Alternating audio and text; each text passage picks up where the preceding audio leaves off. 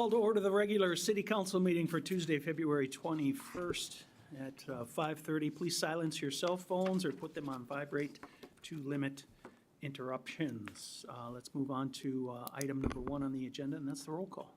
Burlingame. Here. Evans. Here. Janser.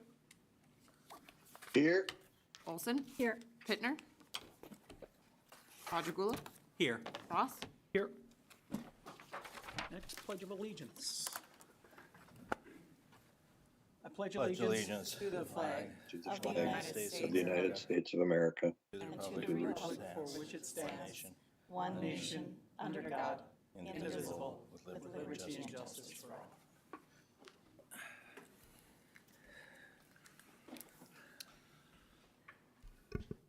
Moving on to the mayor's report. The first part of the mayor's report, 3.1, Engineering Week Proclamation.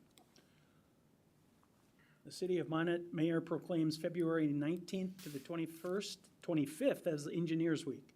Whereas engineers use their scientific and technical knowledge and skills in creative and innovative ways to fulfill society's needs, and whereas engineers face the major technological challenges of our time, from rebuilding cities after devastated by natural disaster, cleaning up the environment, and assuring safe, sustainable, and cost-effective infrastructure, is designed and constructed to meet the needs of society.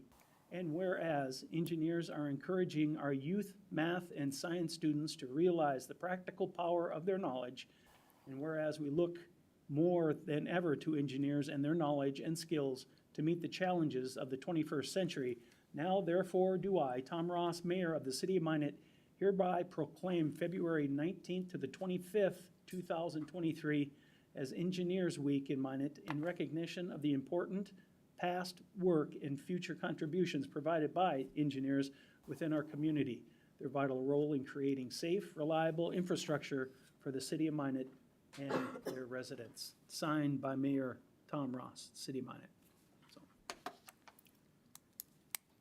And then moving on to a couple items on my past calendar. I did have meetings with Minot Park District. We did travel to Bismarck for the Celebrate Cities last week, along with having the State of the City last week as well. We've been having some legislative updates with Shane and Harold on a weekly basis.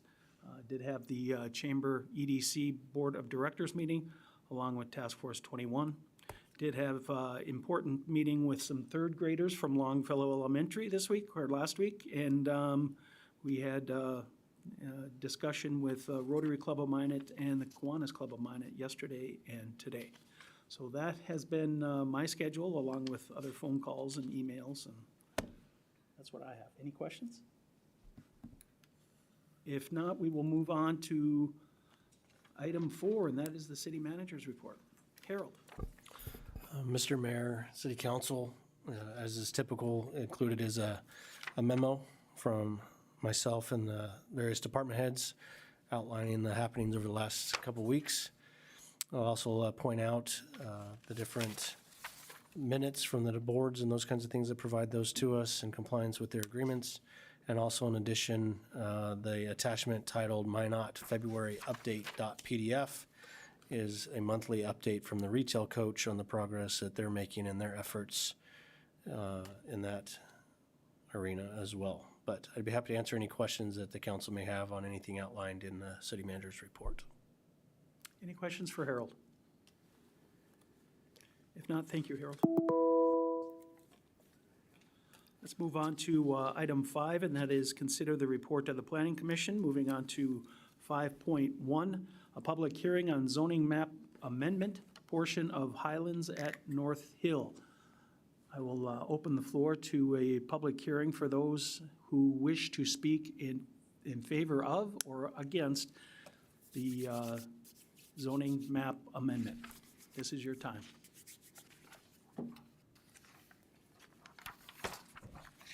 Second call for anybody who wishes to speak for or against the zoning map amendment. If not, what are the wishes of the council? Mr. Mayor, Yes, I Lisa. move that we close the public hearing and approve the item. I have a motion from Lisa. Is there a second? Second. Second by Carrie. Any discussion? No discussion? Please call the roll. Olson, Yes. Podjagula, Yes. Ross, Yes. Burlingame, Yes. Evans, Yes. Janser. Yes. Item 5.2, the major subdivision preliminary plat, Walsh Addition. What are the wishes of the council? Move approval. Moved by Lisa. Is there a second? Second. Second by Carrie. Is there any discussion? Any discussion? If not, please call the roll. Olson, Yes. Podjagula, Yes. Ross, Yes. Burlingame, Yes. Evans, Yes. Janser. Yes. Moving on to item number 6 on the agenda, that's consent items.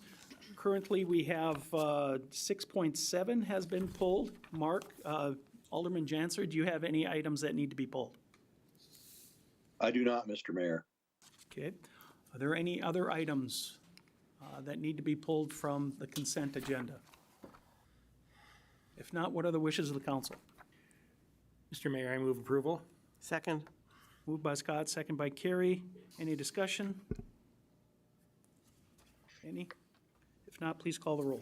Burlingame, Yes. Evans, Yes. Janser, Yes. Olson, Yes.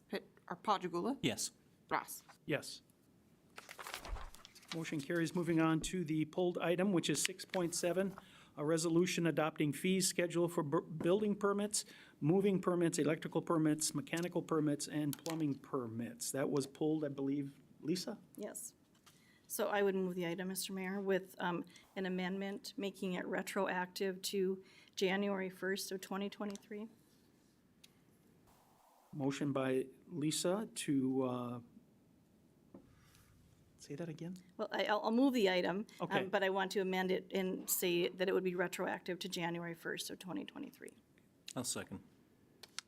Second by Steve. Discussion. Thank you, Mr. Mayor. There's been a transition period where electrical fees have been collected, city electrical fees have been collected, and we have not been providing that service. It's been provided through the state electrical inspectors. And a question was just raised regarding that, and I think that it's appropriate that we go back at least to the beginning of this year and refund any city electrical fees that have been collected. Any other questions, discussion? Scott? Just out of curiosity, does anybody know how much are we talking about here? I mean, how many permits approximately? Mr. Billingsley made, he said it was a small number. So it's not, we're not hundreds by any chance or anything like that? Okay. Any other questions? Discussion? If not, call the roll. Olson, Yes. Podjagula, Yes. Ross, Yes. Burlingame, Yes. Evans, Yes. Janser. Yes. Moving on to item 7 on the agenda. Action items, 7.1 amendments to the Facade Improvement Program. What are the wishes of the council? I'd like to move approval. Moved by Carrie, is there a second? Second. Second by Lisa. Any discussion? No, but can Mr. Rosenthal come up and stand for a question or two?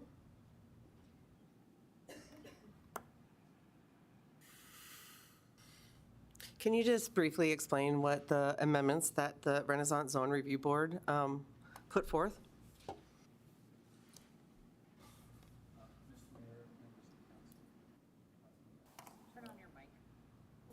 You have to turn your mic on.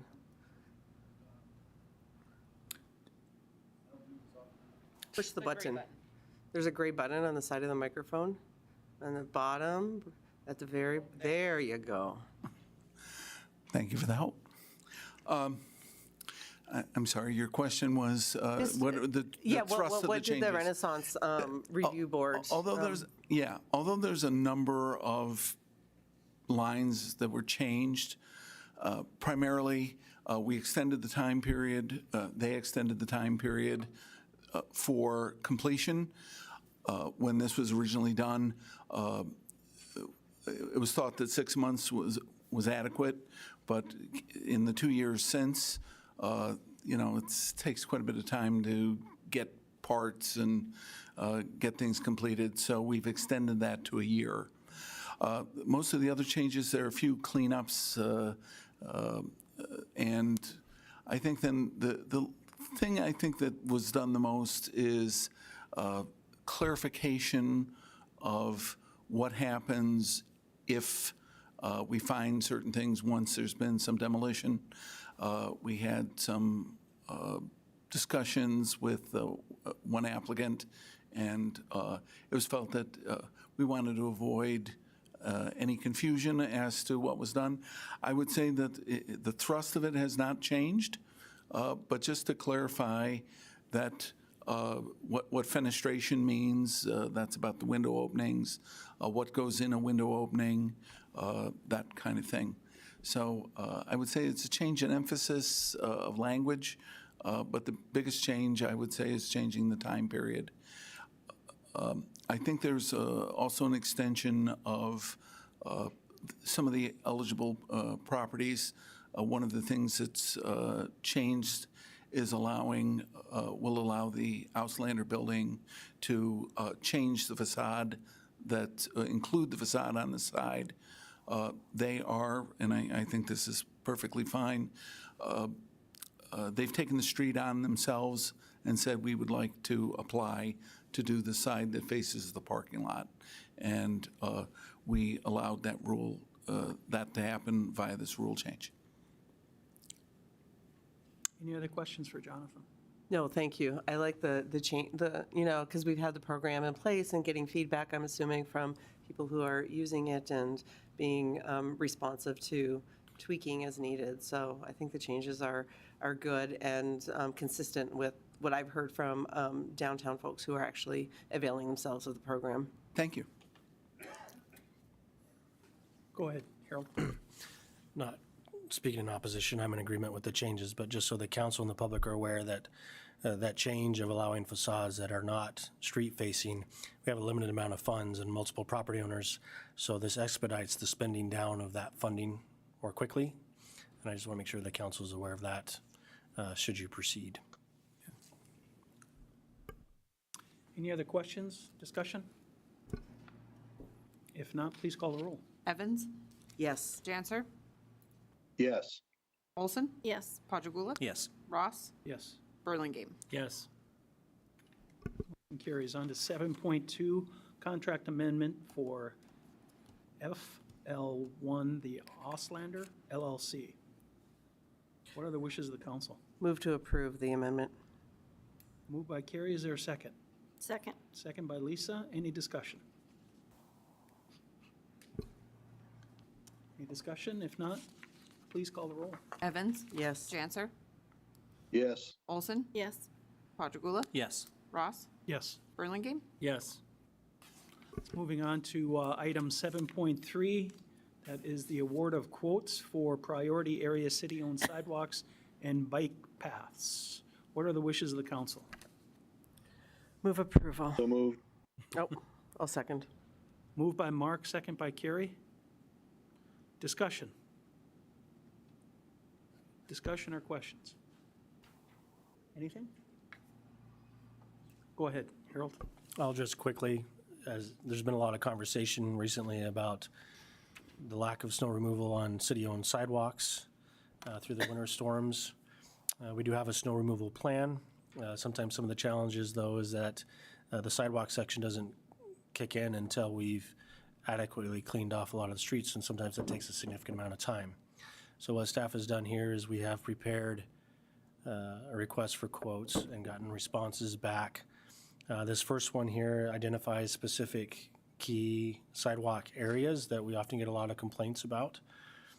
And this would delineate how much that would cost per snow event for them to come do that. And it also includes a budget amendment where we assumed 2 events between 4 and 8 inches and 1 event over 8 inches. Obviously, we're not weathermen by nature, so we're taking an educated guess at what we think would happen in snow events. And I'd also like to note that this is also based off of this remaining winter year. So this would not include any potential snow events into next year, October, November, December of next year. And so there may be the possibility that should we use this as a litmus test for this spring and we have some events, if council approves this, this would expedite the snow removal off of the sidewalks in these particular areas and what those are. If we have more than those events that we've talked about, that would require a budget amendment in the future to pay for that. But this is budgeted right now to come out of the general fund reserves. So if we don't have all those events, then that money stays in the reserves. And then hopefully here, as we go through this year, maybe we'll have a better idea of what to build in permanently into the budget for next fiscal year of 2024. So anyway, Dan or I would be happy to answer any questions should you have any more on this. I have some questions for Dan.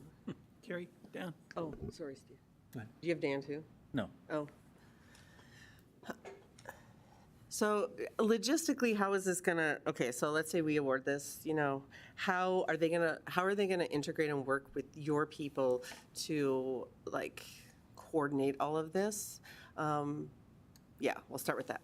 Mr. Mayor, Alderwoman Evans, basically, we're gonna have to assign somebody from Public Works to, I guess, take care of this or monitor it. They'll work independent of our staff for all of this. You know, we're gonna need the, I guess, the levity to be able to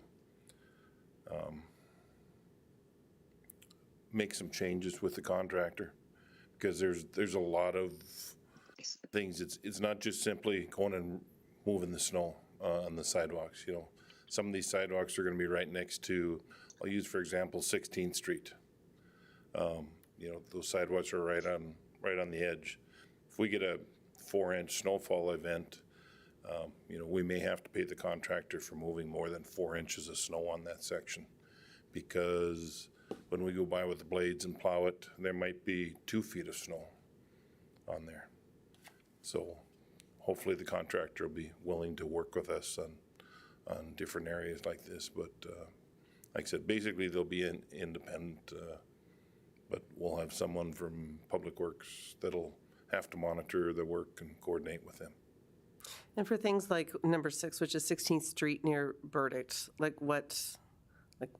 is that going to be mapped out like that? Is that just a block of 16th Street? Like when it's vague like that, how is the contractor going to be directed to do that? Mr. Mayor, Alderwoman Evans, we had maps in the quote that showed the exact areas highlighted. Okay. You know, there was text shown, but there was also detailed maps from a GIS showing the length and areas that they would be responsible for removing the snow on. And I had one more, now I have to remember it. Oh, so when, like, the item says bike paths, these are all sidewalks, or is it just an interchangeable word? Because none of these are designated bike paths, correct? Mr. Mayor, Alderwoman Evans, some of them are bike paths, some are sidewalks. Again, in our quote, we color-coded it so that the sidewalks were one color, the bike paths were another color. And Oh, okay, in I the see quote, that. we outlined that the sidewalks are 4 to 5 feet in width, and the bike paths are 8 to 10 feet in width, that they would need to remove the snow on. I see the color, thank you. Steve, did you have anything? A question more, I think, for Harold, just to get out to the public who may not read the agenda items. How much money are we talking about? We're dividing this up into 2 different plans, so to speak. One is the high priority sidewalks and bike paths and walkways and whatever, horse trails perhaps. The other is the lower priority ones. And we're budgeting for 3 snow events for each, just to make sure people are aware of how much money this is going to be costing. Mr. Mayor, Alderman Padagula, I'm going off the top of my head from what I recall, but I believe that designated areas, it's about 15,000 an event for these, for the Yep, 4 to 8 That's inch. what it is. And the over 8 inch, I believe if we do 3 events, it's about $51,000. Yeah, it's up to a This one? 6-inch event is 15,000. Yeah. But for these, we budgeted about 51,000. It should be in the budget amendment. I don't have it in front of me. For the other one, the next item that will be coming up. I don't know if you want me to speak to that, but I believe we budgeted about, it's about 8,000 an event for the 4 to 8 inch events. There's about 16,000. I don't recall what the over 8 inch event was, but there's about, I think that was 15,000. So there's about 31,000 budgeted for that one. So in total, if we used it all, it'd be around $80,000. I just want to make sure the public is aware of that. There was a lot of concern by us and members of the public about coming clean with the sidewalks, and I just want to be sure people are aware there's a cost for that. We listened to what we were hearing, and we're trying to respond, but it does carry a significant cost, just so make sure people are aware of that. And that it would increase, this is just for the remainder of the year. true. So when we have to put out RFPs for next year, it's going to include the entire, winter. So I don't know if it's going to be double, but it's certainly going to be more than 80,000 next year because we've already had some snow events before this is coming into place. So, we're looking to keep, our sidewalks cleared probably Which is important. 100,000 or more. Yeah, like this is not a cheap endeavor, but we have listened, and hopefully residents will appreciate the effort that this body and Public Works has made to ensure we're following the snow plan we approved. Lisa? Just procedurally, knowing that we may have some snow this week, does this go into effect now, or will it need a second reading? Mr. Mayor, Alderwoman Olson, I believe it would go in effect immediately, but, we're going to need time to get contracts with the contractor. Okay. We don't even have a contract drawn up yet, so it's going to take a little bit. I would hope if we don't have a major event, we can do like we did with this event. We have our street department staff out working on it, clearing them all. They started on them early this morning and should be through all of them in the next day. A small event like this, when we don't have to use our staff for clearing the roads and stuff, we have the equipment and the personnel available to do it. And, we won't incur that additional expense. So hopefully it'll be a small event and we can continue to use our personnel until we get a contract in place. Okay, sounds good, thank you. Mr. Mayor. Scott? Dan, can you give me an idea, just for the public to know too, so, we get 4-6 inches of snow, how long a period of time would the residents expect for it to be until these sidewalks are cleared off once we approve these? Mr. Mayor, Alderman Burlingame, we had in there that it was to be cleared within 48 hours of when we notify them to start the clearing. We wouldn't do that until the event is done, so that we're not going back and redoing it again, but it would all be cleared within 48 hours. That was part of the quote. Okay, thank you. Dan, can you remind us, since we are complying now with our snow plan, how long private residents have after a snow event to clear their sidewalks before it is a violation of municipal code? Mr. Mayor, Alderwoman Evans, I'm not sure if it's 24, 48 hours after the snow event. But again, this is going above and beyond our snow plan. Of course, yep. We're in compliance with our snow plan because our snow plan says that we will address sidewalks after we clear the major snow routes. So we've always been in compliance with our snow plan. This is going above and beyond what our snow plan says. So yes, I just want to, remind the private residents that all of us who live within the city do have our own responsibility to have our sidewalks clear. And we were, I think, very lenient on enforcement of that until we had our own house in order, but we have moved now to have our house in order. So I would expect the city will be stepping up its enforcement of our private residents as well. Scott? Go ahead, Stephanie, you go first. Oh, I was just going to let you know the ordinance says that if an owner or occupant refuses or fails to remove such snow or ice within 24 hours after the snow or ice has fallen or accumulated, then the Public Works Director can remove the snow from the sidewalks and assess it against the benefiting properties.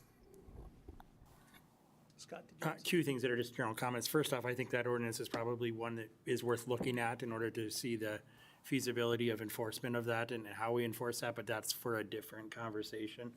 The other point I was just going to make is that I just, to the general public that's out there and sitting in the room and listening, it's a good opportunity to remind everybody, pay attention to your neighbors. If your neighbor hasn't removed their snow and you have a snow blower, help them out. If you have a teenage son like I do that I send out to shovel snow sometimes, they have to live with you, so what are they gonna do? So really just kind of help people out. I get a lot of calls during my day of people that don't have that experience, so just see if you have an opportunity, help out a little bit. It's just a little thing that can make a big difference, so. anything else? Just real quick. What's that? Just real quick, to answer Alderman Pontragula's question before about the amounts. So this first action you're taking on, which directs snow removal off of these 10 particular sites, it includes a budget amendment of $51,000.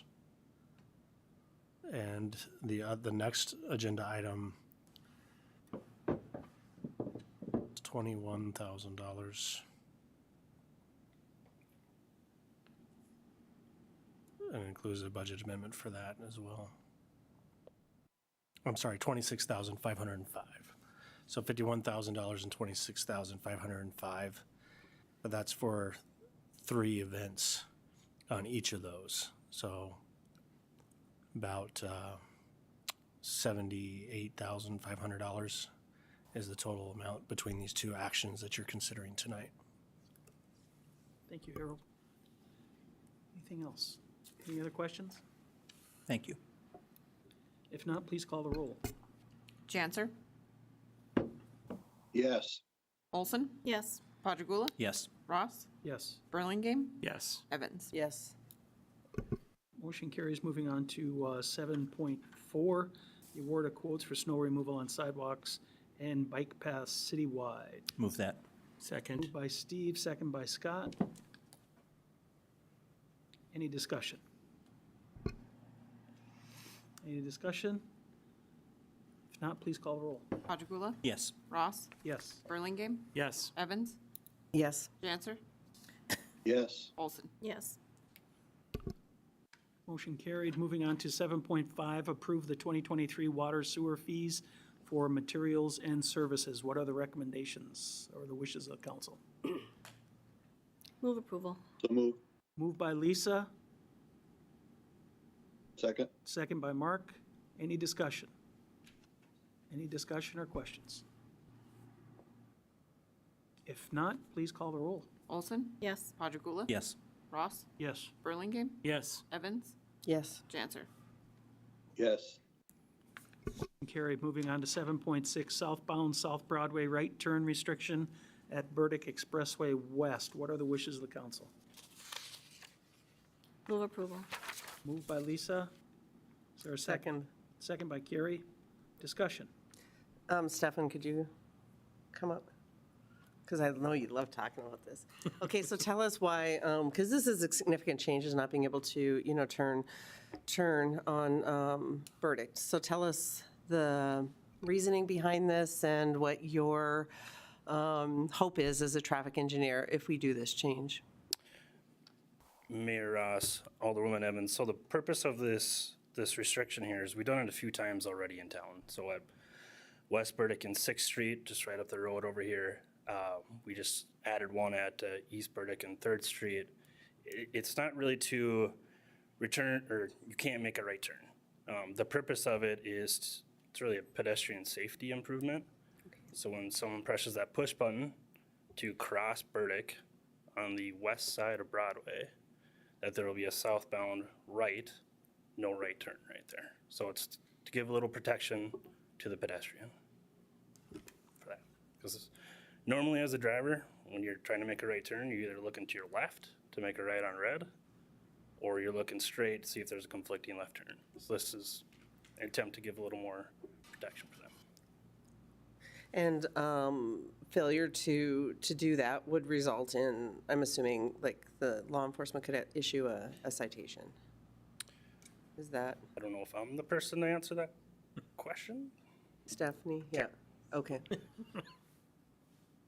Well, now you know, so, Yeah, yeah. I assumed. Yeah, so do I, but that is just, yeah. And how is the one, have you heard any feedback about the 3rd Street and 6th Street, that restriction put on those intersections? I haven't heard anything bad about it. I mean, they're kind of working as intended. The 3rd Street one's pretty new. Saw the Facebook posts. People weren't even aware of it, so hopefully this draws more attention than a static sign. The bright light draws more attention. Right. Any other? Nope, that's it for me. Thank you, Steph. Thank you. Any other discussion? On item 7.6, please call the roll. Olson? Yes. Padragula? Yes. Ross? Yes. Burlingame? Yes. Evans? Yes. Janser? Yes. Moving on to item 7.7, that's the 4th Avenue Northwest Lane Configuration Study. What are the wishes of the council? Move approval. Moved by Carrie, is there a second? I'll Second. Second by Scott. Discussion. So I'm assuming this came out of the wild success that we've seen on the 16th Street improvements. And that has led to looking at other opportunities to do sort of the same kinds of adjustments. Is that right? That's correct. So tell us just, what just, improvements we've seen on 16th Street. I mean, I think those of us who drive 16th Street see it, but from a traffic engineering perspective, has it turned out how you wanted it to? Has it exceeded your expectations? I would say it's, Mayor Ross, Alderwoman Evans, I would say it's working as designed, as intended. We've actually, I got a little presentation on this. I can show that too, but we've seen, let me see if I can skip ahead here. So 16th Street from 4th Avenue to 2nd Avenue, 4th Avenue Northwest, 2nd Avenue Southwest. This is basically the crashes per month for the past 5 years. Some months have 0, some months have 1. There is a sort of a randomness to crashes. This stretch was, let's say, lane reconfigured in July of last year, and since then there's been 0 reported crashes. Ideally, I'd like a larger sample size, compare years versus years. So I would say it is working as intended. I drive this road a lot. It's certainly a lot easier road to drive on now, especially if you're going northbound left, either into Marketplace or on Central Avenue. It's definitely an easier road to drive on. I don't know if I answered your question there or all of it, but And so it will just be like 16th Street where it'll be 3 lanes. The middle lane will be, you have a thing of it? So the middle lane will be like 16th where it's a turn? it'll be exactly the same. thing, Okay. yep. And then bike lanes on each side? Correct. All right. Correct. If you like, I could spin through this quick, or? Yeah. Okay. Why don't you, just so the public, because, it's a big change, it's a great change, but, Start at the beginning. Let's see if Derek can help on the, oh, never mind. So again, 4th Avenue, just to kind of give a little preempt to this, 4th Avenue, 3rd Avenue, it stretches from basically the bypass to Broadway. This stretch is part of the street seal project this year. So that road is getting resealed with or without a lane reconfiguration or not. So that's this blue area right here. The part we're actually talking about, see if this works. Nope. Let's give that a try. Nope. Okay. We'll just talk about it. It goes from North Broadway to 26th Street. That's the part where the roadway is 4 lanes. Past that by the new fire station, it's really a 2-lane rural road, so we're not making that as part of the project at this point. Certainly could be in the future reconstruct of the roadway. But I want to talk a little bit about, stepping back a little bit, of 4th Avenue, 3rd Avenue. What has it been through the years? We actually found some old traffic maps in my office that date back to 1966. So as you can see here, the main thing I want to kind of point out is in the past 20, 30 years, traffic on 4th Avenue has actually declined. Little odd. Normally we presume traffic's just going to keep growing and growing and growing. But this stretch, this kind of area, has really been growing out for years. Minot's growing north and south. There's additional ways to get around Minot now, especially north and south. 4th Avenue has transformed from I'm going to say more commercial kind of corridor to mainly a pedestrian or a residential corridor. So there's been some peaks, valleys in there, but the main thing is it's tend to decline. It also has a lot of access points, driveways, tons of offset intersections, just creates a lot of potential for accidents there. So what kind of this graph shows is, you know, how much ADT you have, which is your daily traffic, how many people are driving on the road, and how many access spaces we got. As part of our access management guidelines that the city has, minor arterial like 4th Avenue should have 8 per mile. I think the number is like 97 in that 1.7 mile stretch. So 56 accesses per mile. According to this graph, puts us right in pretty far into the 3-lane roadway is the preferred or the recommended roadway cross section. There's also a couple crash hotspots I'm going to talk about here. One of them is 4th Avenue at 16th Street. 26 crashes over the past 5 years.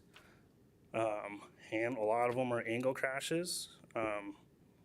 That's really your red light running T-bones, which has gone down in the past 2 years. And then a lot of them are your left turn related crashes. They're not all east and westbound related here, 4th Avenue. Some of them were 16th Street, which we hopefully helped with the lane reconfiguration we did last year by moving that, basically that northbound left turn lane. We shifted that over to kind of give a little more view. But that image we see here with the box truck, you can't see around it. Because what we got with a 4-lane road is called the negative offset left turn. And what that means is, I think this is a good graphic for it. We have a negative offset here. What we were trying to go for is a neutral, ideally in an ideal world, a positive offset. Basically means that you can see vehicles that are conflicting with you. If you can't see someone behind that truck and you make a left, that's where your crash potential is for an angle crash. So with that 3-lane road, we're hoping to get to B, a no offset, to improve that visibility.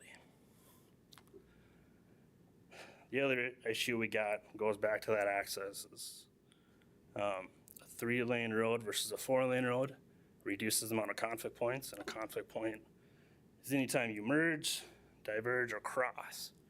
So it's just, there's so many points to basically get in an accident. Reducing that number reduces your crash potential for that. Again, there's the crash history for 16th Street.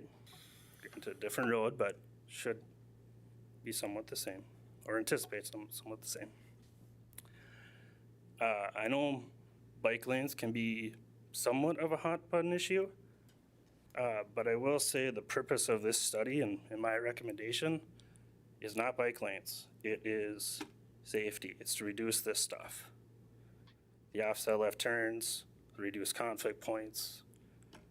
But I will say as part of this project, we do have an opportunity to really provide a connection to a lot of shared use paths, bike lanes that we have throughout the community. We got a great system going outside of town on the highway and the bypass. We got flood control coming in. They're providing shared use paths all around. Oak Park, 16th Street, this lane reconfiguration on 4th Avenue, 3rd Avenue creates a good connection point to tie all that together.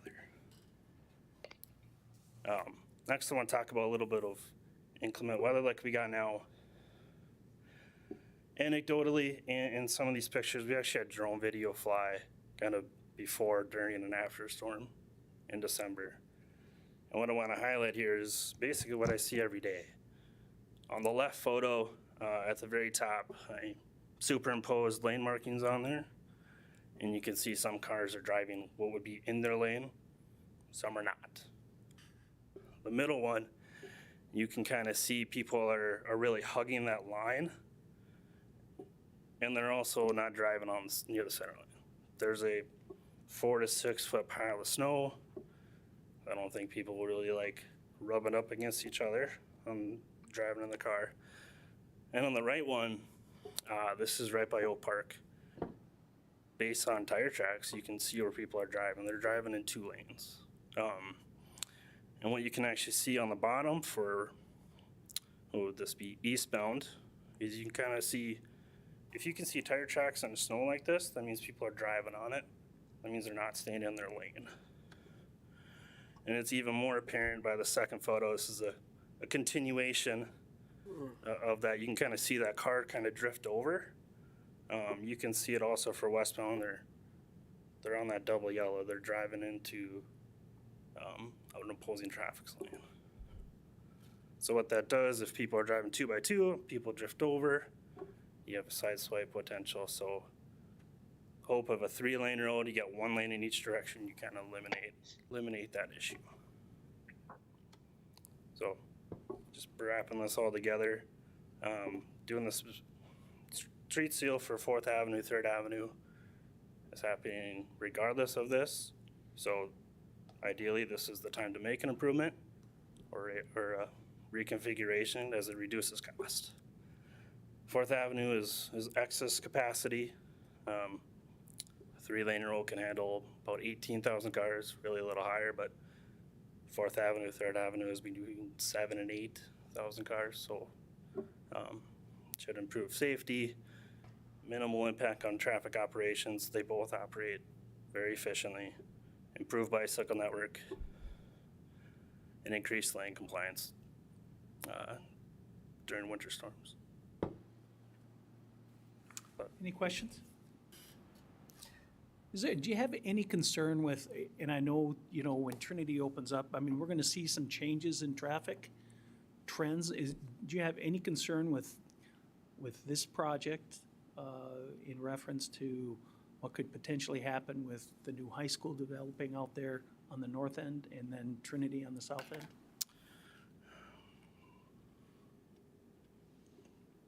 Going back to, Trinity and the new high school, not too much, more so in the fact that, 4th Avenue runs east-west.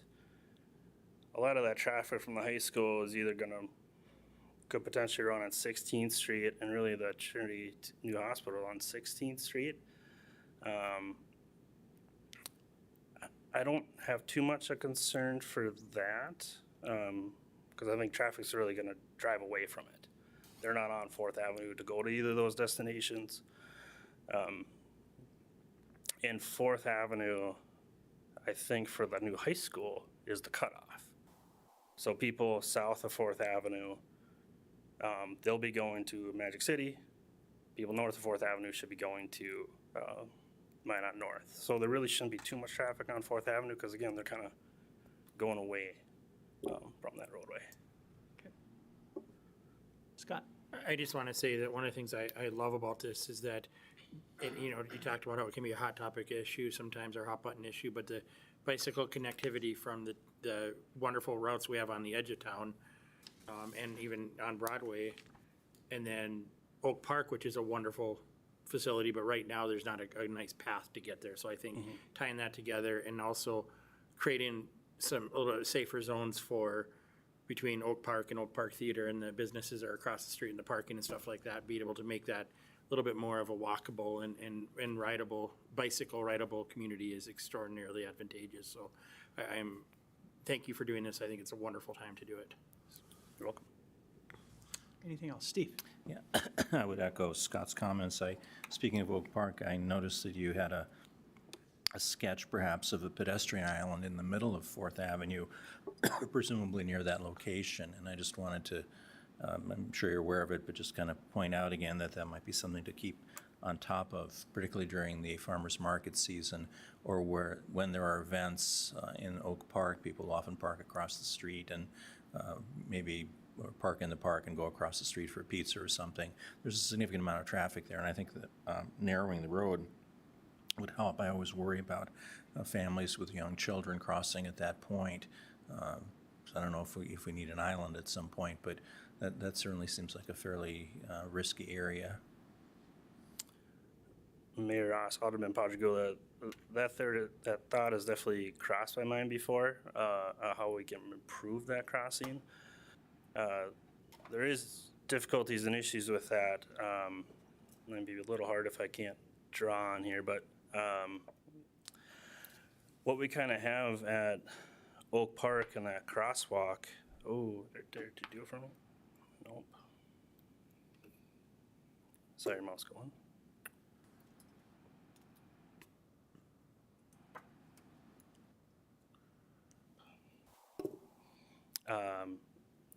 It's very similar to this bottom photo here, where we have the entrance to Oak Park, which would be similar to the south entrance here, and the entrance to the parking lot is kind of your north entrance here, and that crosswalk is right in the middle. It's not an ideal spot for that, because what that is essentially is it's like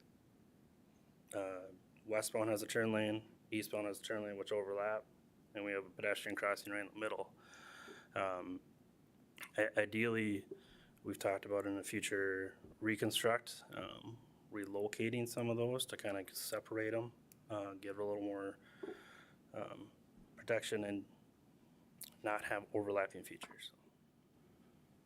I don't know if I answered your question there, but. Yeah. You're on top of it. Thank you. Anything else? No, so I'd like to vote on this, but I would like an update after we vote on the verdicts, Broadway intersection and the lights and stuff. Sure. Okay. So Johnson? Please call the roll. Evans, Yes. Janser, Yes. Olson, Yes. Padrigula. Yes. Ross, Yes. Burlingame. Yes. So we've had, a busy winter at that intersection. First of all, kudos to you and the vendors who got out there and were able to, get temporary stoplights and stuff up there. Not ideal, but I mean, it could have really been a much longer drawn out process in getting back up to speed. So tell us what's going on with the lights there. Before I get into that, I just want to give a quick shout out to our traffic staff and then also Main Electric, our contractor. Yep, I've seen them who out there a helped with lot. that on the drop of a dime, and 3D Specialties, who we rented that equipment from. So, we've had both of those traffic signals get hit. In the next day, we had a portable signal up and running, and then a long-term temporary solution. We repurposed an old traffic signal. We currently, on the southeast corner, have a portable up there. It's called a portable traffic signal, the orange one. We are working on getting a, similar to last time, we're repurposing an old traffic signal. Our contractors were actually waiting on mast arm bolts, basically the part that holds the pole to the mast arm. Requires special bolts for that, so they're waiting on that. That should be up hopefully in the next week or so, 2 weeks. But then we're also working on replacing the entire intersection. That stuff is from 1989 with an update in 2012. So we were working on updating that to today's standards. Working on the design right now, hoping to have that out for bid in March, award in April, with a possible fall or next spring construction. Thank you. Harold? So with regards to that intersection, one of the solutions I've seen proposed out there is putting up bollards in front of where the pole connects to the ground. Do you want to talk about why that may not be a good idea and why we put in the breakaway poles as opposed to bollards? The short answer is safety. A bollard is a fixed object. If you hit that, the risk of basically severe injury skyrockets. So what we have is what's called a clear zone in roadway design. not supposed to have a fixed object, a concrete object like that in the clear zone. Signals, while they're not like breakaways and a traffic sign, they do got a level of give to them, being a metal structure, so it's a safety issue. If either one of those accidents, especially the first one, if there was a concrete bollard there, that accident would have, it could have been severe. So we will not put concrete bollards to protect our traffic signals. Thank you. Thanks, Stefan. Okay, moving on to item 8. No, 7.8. I'm sorry, 7.8. Gee, why did I? My bad. 7.8, budget library. amendment and award of bids for the Children's Library remodel. What are the wishes of the council? I will move approval. I'll second. Moved by Carrie, second by Steve. Is there any discussion? No, so I serve as a liaison to the library board. So this is simply appropriating some unspent funds from the library's 2022 budget and transferring some funds from the sales tax improvements for the whole remodel of the children's library, which is very quite exciting and is, well underway. So the board of the library is very happy we've secured the company to do this and have, went through the presentations and sort of what it's going to look like. And there will be some additional changes for the entrance and things like that. But I think this is an amazing project and will only enhance the services and satisfaction people have with our already stellar public library. Any other comments? If not, please call the roll. Evans, Yes. Janser, Yes. Olson, Yes. Padragula, Yes. Ross, Yes. Burlingame. Yes. Motion carried. Mr. Mayor? Yes, Carrie. Before we proceed, I would like to make a motion to swap items 8 and 9 on the agenda. Second. Motion by Carrie, second by Steve. Any discussion? Do we need discussion? Call the roll. Evans, Yes. Janser, Yes. Olson, Yes. Padragula, Yes. Ross, Yes. Burlingame. Yes. Moving on, moving on to item 9 is now item 8, right? Yep. So miscellaneous and discussion items. Steve, I'm sorry. Yes, Mayor, I'd like to move to reconsider an item we adopted at our last meeting regarding the charging or lack thereof for the downtown parking ramps. This was an item that was introduced by Carrie and we approved. I was on the majority and prevailing side on that, and I'd like to ask to make a motion we reconsider that. Second. A motion to reconsider by Steve, second by Carrie. Any discussion? If not, we will vote to reconsider. Padragula, Yes. Ross, Yes. Burlingame, Yes. Evans, Yes. Janser, Yes. Olson. Yes. Moving on now to the motion in question. Do we have discussion on that, or do we go right to a vote? No, I think, I don't know, do we? You can have discussion on the motion if you want to explain why you're reconsidering it. Right. I'd like to ask us to reconsider this and to offer an alternative, or Carrie hopefully will offer an alternative, and listening to constituents and thinking it through. Several of us had some second thoughts about that, particularly in terms of waiving fees for parking at the ramp next to the new city hall. We're going to lose a significant amount of income if we waive fees for everybody, and I think something like $37,000 a year. And I think it'll provoke an exodus of people from the other ramps where they have to pay to one where they don't have to pay. There's also the issue of, probably should talk some more about whether city employees should be charged or not charged for parking to work. So I think that's something we really should take a second look at.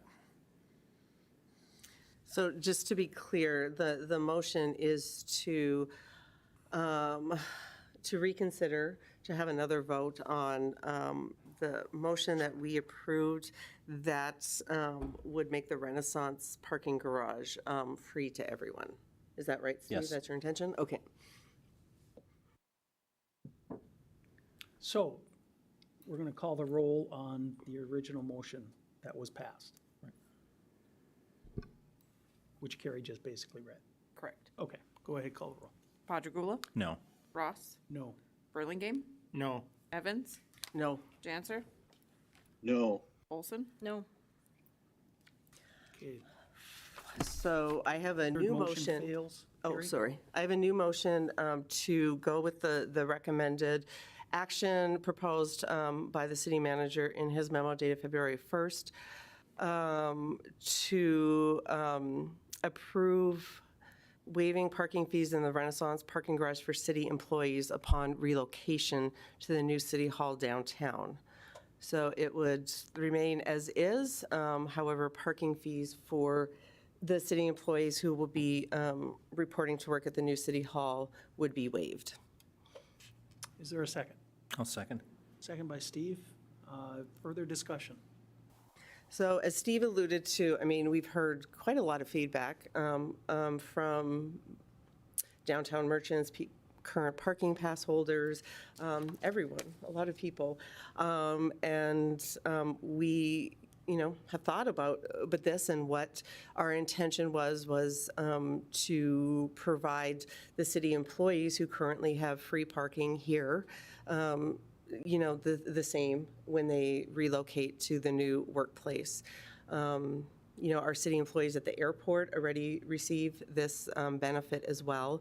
So it really is just remaining consistent with that and maintaining the revenue that we currently receive from the paid monthly parkers and hourly parkers. Steve? Just to clarify that this would be the only location where city employees work where they would be charged for parking, which doesn't seem fair to those who are downtown. There's also a fairly analogous situation up at the airport where everybody has to pay except for city staff who have a parking area who work there, and for employees of contractors and the airlines. They are charged $200 a year for parking there. There's a dedicated parking lot for non-city airport staff. So they have to pay a significant chunk of money, and obviously any citizen who's taking an airplane has to pay, but staff have a dedicated parking lot where they're able to park without fee.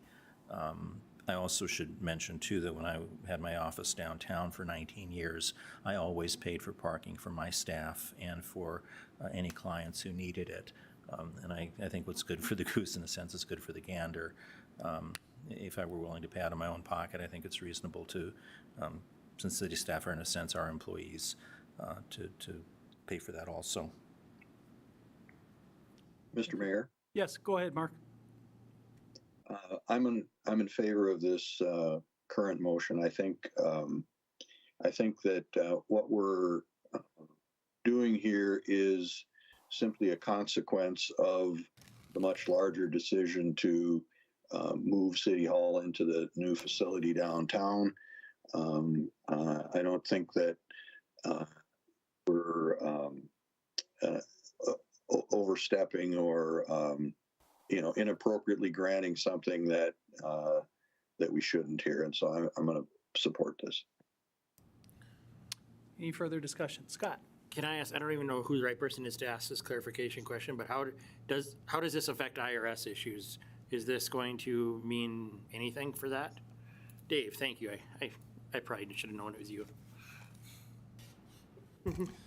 Mr. Mayor, Alderman Burlingame, there won't be any issues with that. We were able to verify that it is below the threshold to be considered a taxable fringe benefit, so it should not be an issue. Thank you. Thank you, Dave. Any other questions, comments? Lisa? Thank you. And I'm just going to kind of, piggyback off of what has already been said. But we've always provided parking for our employees. Some of the people that made comments or communication with us in the last 2 weeks have said that that was the city employees' responsibility. But it's not. We're the employers of all of the people that will be working in City Hall. It is our responsibility to provide parking. We're just continuing doing what we've always done. The cost might be a little bit different, but we're not doing anything new. We're just continuing offering something that we've always offered to our employees. Thank you. Any further discussion? If not, please call roll. Evans, Yes. Janser, Yes. Olson, Yes. Padragula, Yes. Ross, Yes. Burlingame. Yes. Motion carried. And I just have a little PS. So there has been some downtown merchants who have talked about wanting to be able to provide parking for their customers. And I did check with the finance director beforehand, and that system is already set up. So if you are, downtown and you want to purchase like 1 hour or 2 hour cards, it is utility billing that you would reach out to at 857-4777, and they can get those passes done for you very quickly, so that if that is something you want to offer your customers, we are set up as a city to immediately get those to you. Thank you. Steve? That's really good to hear, Carrie, because several people have asked me that also, and that was the way I paid for my customers. And now with the new system, we should, as a business person, be able to offer that option too for our staff. And our staff, I think, would be better off with a monthly rate, but with our customers. That's good to hear. Thank you. Anything else? Is there anything else under miscellaneous and discussion? If not, we will move on to personal appearances. This is a time when, if you have something to address to the city council, this is your time. You can please step to the podium.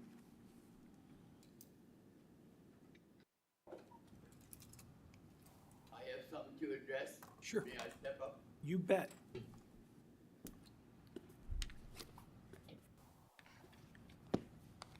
I am Leroy Bile. I live on 1329 Tuxedo Road, and we have a problem up there. RIM hasn't moved a group home in there, and I'd like to know who wrote this. Can you read that to us? Who wrote this?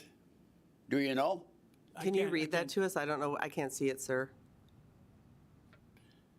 And they give them permission to move a group home into 1345 Tuxedo Road. Mind if I come grab that, just so that they can see?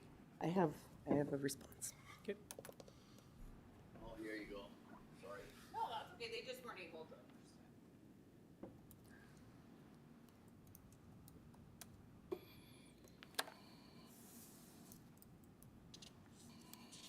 Steve, instead of, for the sake of, can you just read us what that's saying, so we don't have to keep on Sure, passing it's it kind of down? lengthy. Or the gist of it? It looks like part of an email or text, or what do you call those things where you send messages by phone? Text? Text messages, yeah. I'm sorry, I'm not up on this stuff. I'm lucky if I can do email. About a single-family residence owned by some individuals. The property is zoned R1, single-family residential. They propose to convert the house into a group home for 5 adults with developmental disabilities. Group homes are permitted for up to 6 people. Our land development ordinance requires a conditional use permit for 7 to 12 people. The owners have applied for all required permits. Once they pass inspection, they can start using the residence as a group home. And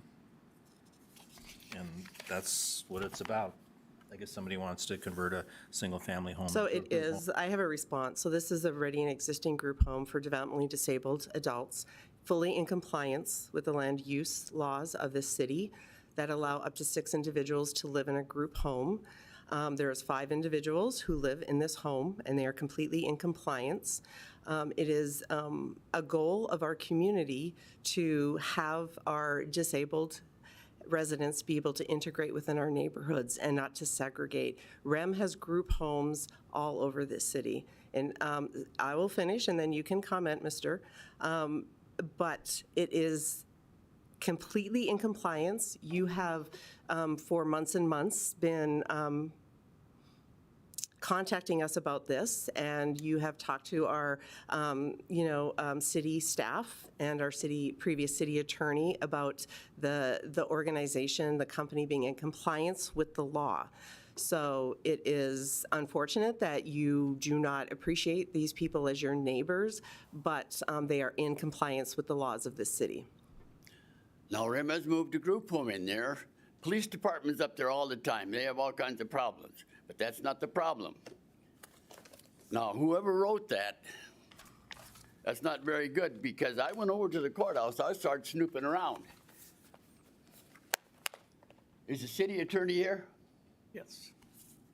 Okay, I have here, filed for record in the office of the Register of Deed, Ward County, North Dakota, June 17th, 1959, 10:30 a.m., recorded in Book 93, page 71, the following: Declaration of Protective Covenant.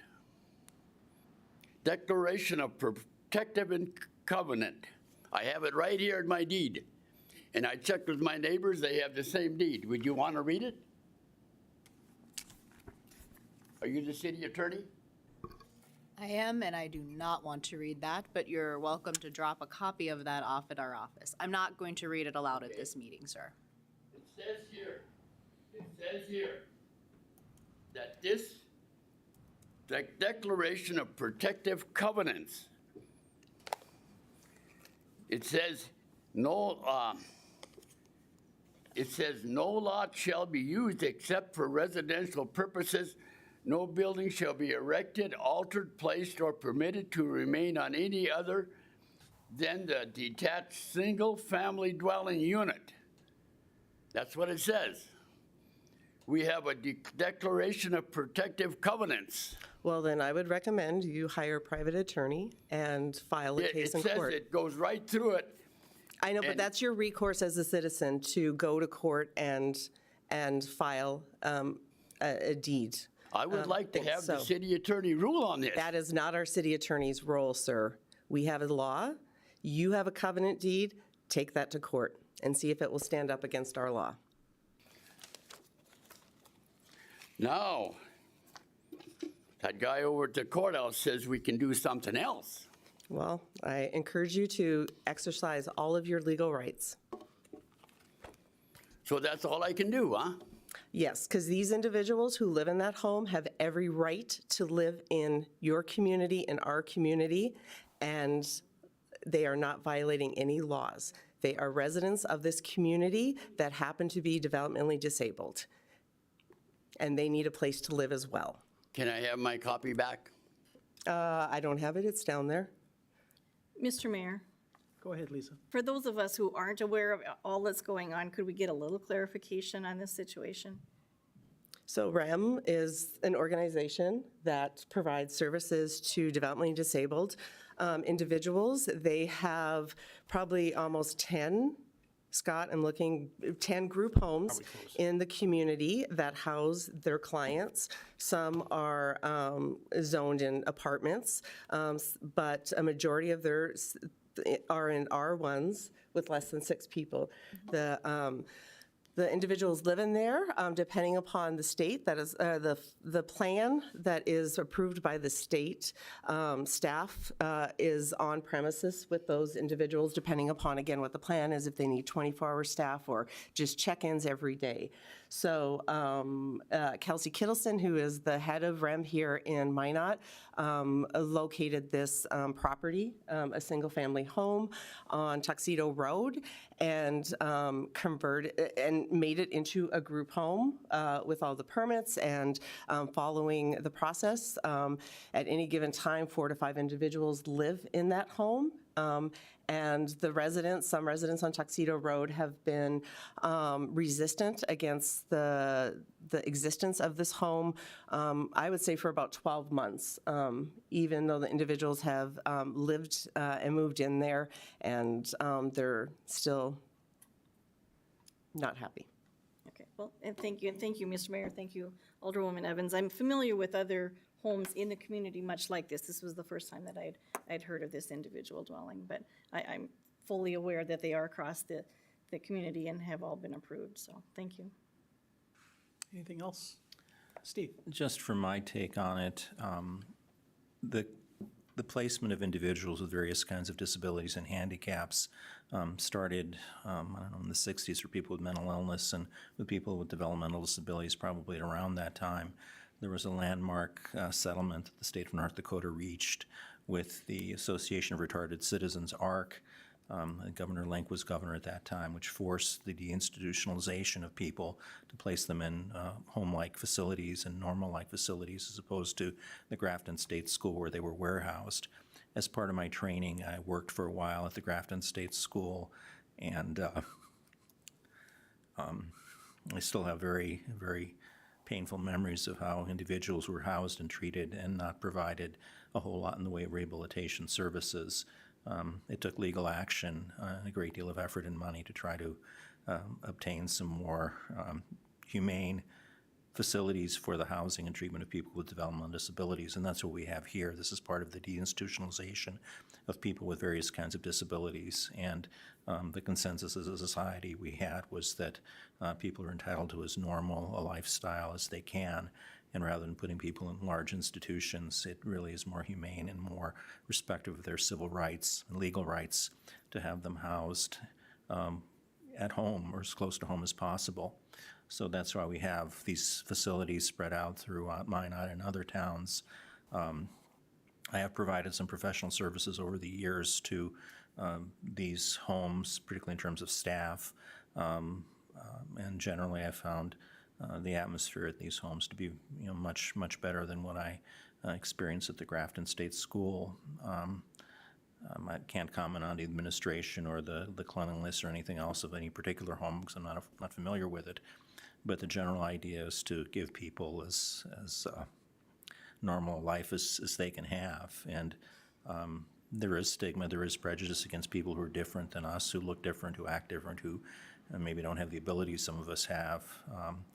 But that was a choice society made a while back, and this is the natural consequence. Some people like these facilities, some don't. But that's the background of how they came to be, and I think what they represent. Thank you, Steve. Maybe Scott?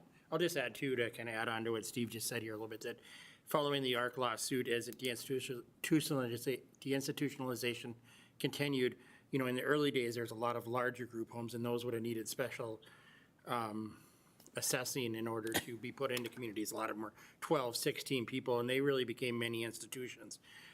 As they became smaller and smaller, and as we would all expect, most of us would not prefer to live with 16 people. We'd rather live with 2, 3, 4, 5 is a much more reasonable. So as it's gotten smaller, it's blended into communities on a more or less restrictive way, and that's a good thing. And I think that as that continues, I honestly see this continuing to move into smaller and smaller up until the point that we can provide the staffing levels to folks that they can allow them to live individually or with just maybe somebody they choose to live with instead of other services. So I think that's one of the things that we've saw is that as the deinstitutionalization movement has continued, there's been less even large individualized group homes and more like this. Carrie, you said 5 people is what's traditional here, and I would expect that over the next 20 years we'll see that more in the 3 to 4 range as we move forward. I should also add, following up on what Scott said, is that these homes are often indistinguishable from the other homes in the neighborhood. When I run for office, I make a point of going door to door, and I think I've knocked on every door in the city. And oftentimes I knock on a door and I find out it's a group home after someone comes to the door in a wheelchair or a staff member comes to the door. There's no way you can tell from outside. Again, as when I provided services to staff in these homes, they're indistinguishable from the outside from any other residents. About the only difference that I've seen is that sometimes there are a few more cars parked in front because of employees, or there's a van in the driveway used to transport residents rather than a regular four-door car. But there's nothing that distinguishes them from the street. Residents of these homes generally are out much less, and they certainly don't party and drink beer and throw beer cans on the sidewalk. So it's a toss-up. I mean, there are advantages and disadvantages to having a facility like that next to you, but the point is they are very, very similar to what any normal home would be with 4 or 5 or 6 people living in them. I would also point out too that if you have a family member who has a disability, I think that's the way to look at it too, to try to be empathetic with that family member. Would you want to have your son or your daughter living in a large institution or in a facility on the other side of the state, or would you rather have them close to home? I think the answer is obvious. And part of the reason for my motion is because I've worked with scores, if not hundreds, of individuals and families who've had members with disabilities, and it makes an enormous difference in their lives to have their family member close to home. Yeah, and maybe a little bit more traffic. Yeah, the people may look or act a little funny, so to speak, but I think there are certainly positive benefits, and that's what I'm responding to. And I think sometimes we have to give up a little bit of our own comfort and maybe our aesthetics for the greater good. And I think it's certainly for the greater good that people have as home-like an environment as possible, even if that home might be next to ours. One last comment. I disagree that it's a toss-up. I don't think there is disadvantages to having our community and our neighbors who are disabled. A reminder, this is a heavily regulated area of state law. The individuals who qualify to live in these group homes have individualized plans that the organization and the state approve. These individuals are usually pretty high functioning. Of the 5 people who work in, or live in these, I would say usually 3 or 4 are actually working at jobs and earning an income. So if they need a higher level of care, the state and the organization that is working with them will move them to a different, more secure facility or a larger group facility. But the individuals that REM qualifies and the state qualifies for these group homes are indistinguishable. High-functioning autistic folks, it's, I think a lot of fear on what we think and who these people are, and in fact, I'd invite you to go meet them. I've actually went and met the individuals who live there, and you may be surprised at the connections and commonalities you have with them as your neighbors. I want to stand corrected. The homes I'm familiar with have had individuals with pretty severe disabilities and have not been employable by any means. So our acquaintance with the facilities is different. You're obviously aware with facilities for people with much higher level of functioning than I am. But you're absolutely correct. Thank you. Sorry. Steve, Scott. Just one more point too, is that every group home that's licensed that way has state inspectors that come by at least annually to actually be on site and check everything else. And they'll also have national accreditors that will come through on a regular basis depending on how successful they are. It's how it depends on how long the intervals are between those. So there is, as Carrie correctly said, it is actually a pretty well-regulated industry, and there's a lot of protections in there in order to ensure the civil rights of the people that live there, and as it should be, because unfortunately, as Steve said, the long history of those folks having their human rights ripped away from them unfairly, so. Okay, moving on. Are there anyone else wishing to address the council? This is your time. If not, we will move on to item number 10, and that is liaison reports, and we will start online with Mark Janser. Mark, what do you got? Thank you, Mr. Mayor. Our ad hoc committee on pay and benefits is going to be meeting next on the 28th. I believe that's a noon meeting, and everybody's invited. We're going to be talking about vacation, sick leave, those kinds of paid time off benefits this session. Thank you. Thank you, Mark. Scott? The only one I have is the one Mark just said, so. Okay. And my liaison report was included in my mayor's report, so Carrie. Nothing library, as we talked about before, the children's remodel is getting started. We've approved the reallocation of funds, so that will begin. So we are excited about that. The family shelter that NDR funds are helping fund is rolling along.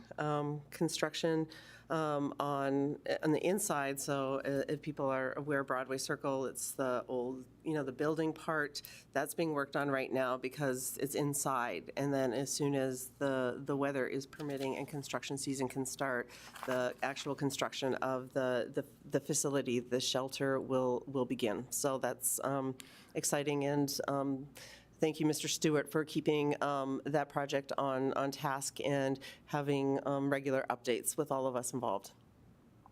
Thank you, Carrie. Lisa? Thank you. I wrote mine out, so I'll read a few of them. So the first one, I participated in a virtual meeting with EAPC and some key stakeholders from the city and the Minot Police Department. We're beginning the process of the facility and needs survey and study for this building. We approved that late last year. The ultimate goal in all of this is that we will find out whether or not this building can be, the police department can be expanded into this building, if it will fit the needs that they have in 2023 and beyond, or if we need to look at another option. EAPC staff who are working on this project are coming to town tomorrow and Thursday, I believe it is, so they'll be meeting with the stakeholders regarding that. So this one I thought is interesting. It's not necessarily a liaison report, but I think all of us up here have had the opportunity where we've been invited to attend an event, whether we're cutting a ribbon or offering a welcome to something. And I had the neatest situation about a week and a half ago. The student nurses who attend the universities across the state hold an annual convention, and this year it was being hosted in Minot. So they had put together a panel of judges, and one of the judges needed to be an elected official, so they asked if I would come. But the elected official, or excuse me, the panel of judges chose the teacher of the year in nursing. So each university had a nominee that was nominated by the student nurses, and we had a chance to visit with them. And I can tell you with 100% confidence that no matter what university we have in the state, our student nurses are being taught very, very well. The educators are caring, and the student nurses that are coming out of those programs are skilled and ready to serve us.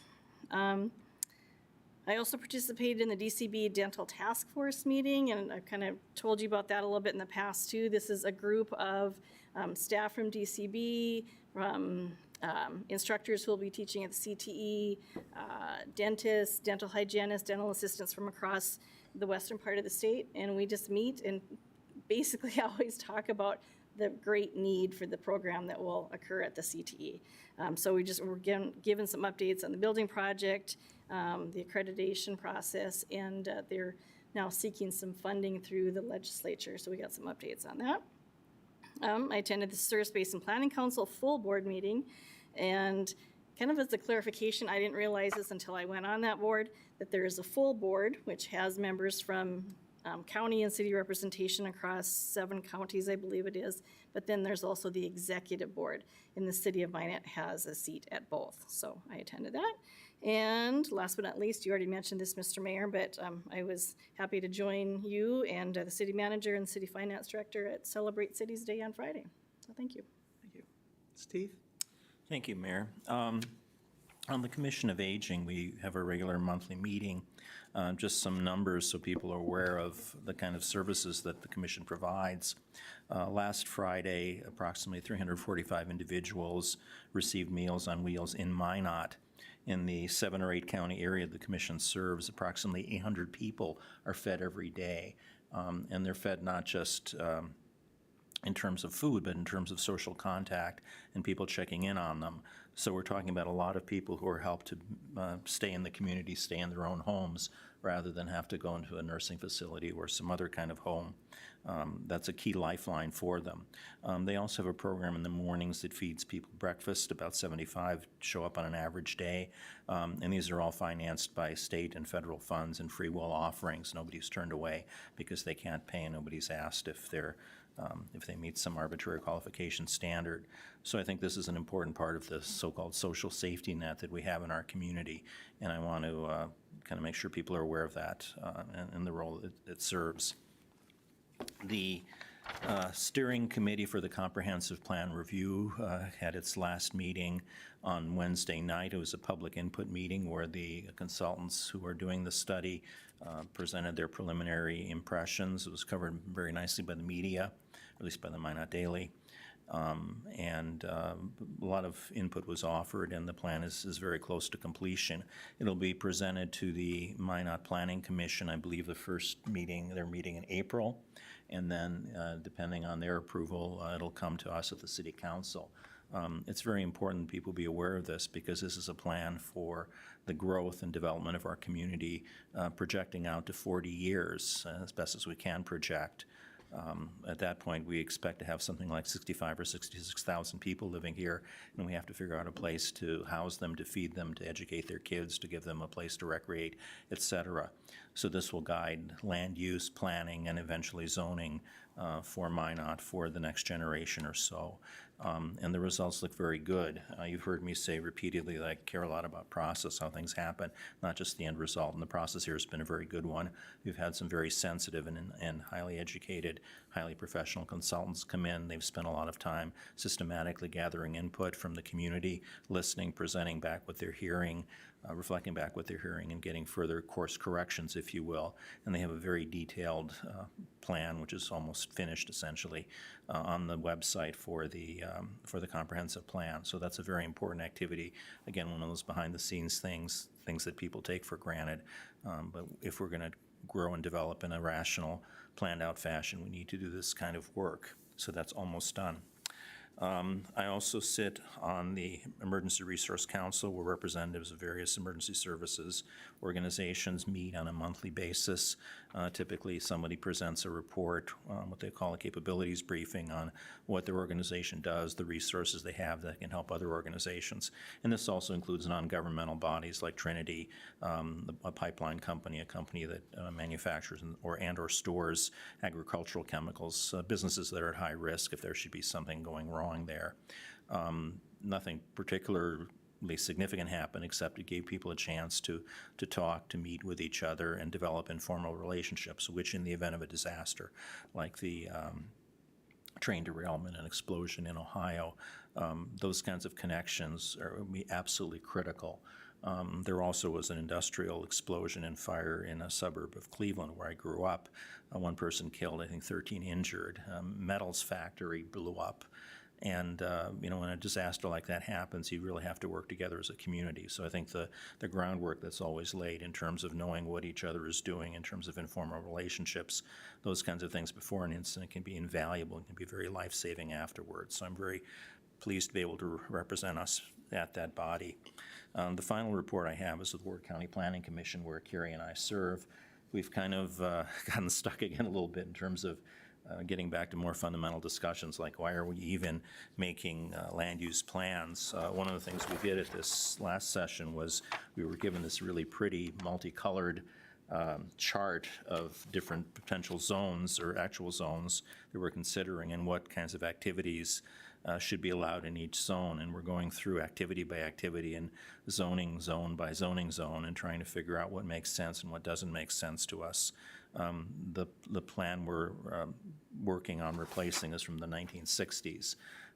So again, to have a community grow the way we want it to grow takes some reflection and some planning, and it's an important process, but again, something that's usually hidden to most people. So we're making some progress. I think our goal was to have a plan complete by the end of the winter, and then do a road show in terms of Minot and other communities in Ward County and get people's input. But I have a feeling we will not make that goal. So it's an ongoing project, but it is an important one, even though it sometimes leads to some frustration.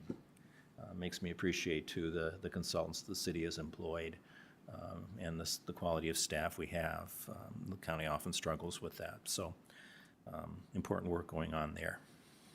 Thank you, Steve. Carrie, do you have an addition? I did, because Lisa reminded me of it. So I also was a judge at the North Dakota student nurses in the leadership category for the student leader. And we, this student nurse who won it is actually a Minot State nursing student, Praise Okenbar, and is an amazing young woman who also serves as vice president of the student government there, and is an amazing all-around leader. So thanks for saying that. I totally forgot. But it was, the profession is in amazing hands with the students that I got to, judge and also just interact with at that conference. So, and what was really cool, I didn't know this, is, and I've Visit Minot. So in their, I don't know if you saw their little name tags that you get at conference. So Visit Minot, when conferences come in town, you can get a little thing from Visit Minot to put in with a QR code, and it has, like, if you do it, it shows places to eat, drink, and like all the sort of things you would go to the website to look for. And so I thought that was really cool. I had never seen that before. And it's free. Anybody coming to town with, a group of people who, needs, things for their people to do can get with Visit Minot and get those printed out to put in with the conference registration materials. So that was really cool. Yes, Kayla. Alderman Janser, you might have said that our next meeting is at noon on the 28th. Actually, the next ad hoc committee for employee benefits, since I know this is attended by citizens and employees, it's on February 28th at 4:30. Okay, thanks for correcting that, Michaela. Appreciate it. Moving on, the next item is item number 11, and that is Oh, well, Paul's not here, so I guess in his stead, I will move to adjourn. motion by Carrie. Do we have a second? Second by Mark. All in favor, say aye. Aye. Thank you. We are adjourned.